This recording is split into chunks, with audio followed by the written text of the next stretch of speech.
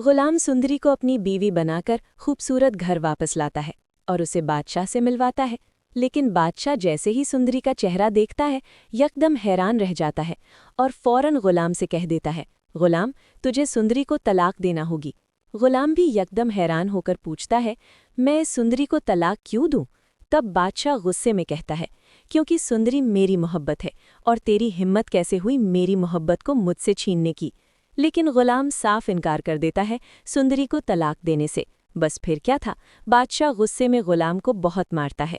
और जब ये बात जिहाद को पता चलती है कि गुलाम आशिक अली की बेटी से शादी करके उसे वापस ले आया है, तो जिहाद फौरन अपने आदमियों से कहकर सुंदरी को गुलाम के क्वार्टर से अगवा करवा देता है, क्योंकि जिहाद ये नहीं चाहता था कि खुर्शीद बीवी अपनी बेटी से मिल पाए और कहीं उसे ये पता न चल जाए कि उसकी बेटी इसी खूबसूरत घर में है। इधर लाजो अम्मा रोती हुई जिहाद के पास जाती हैं और उससे इल्तिजा करती हैं, प्लीज़ मेरी बहू को ढूंढ दो।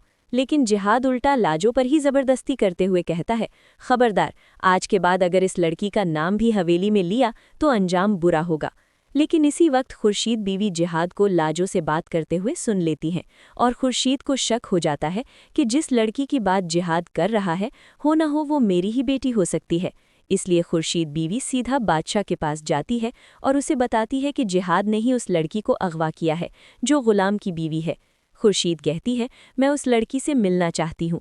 तब बादशाह अपने कनेक्शंस का इस्तेमाल करते हुए फौरन सुंदरी की लोकेशन का पता लगा लेता है और पता चलता है कि सुंदरी इस वक्त जिहाद के किसी पुराने गोदाम में कैद है। खुर्शीद भी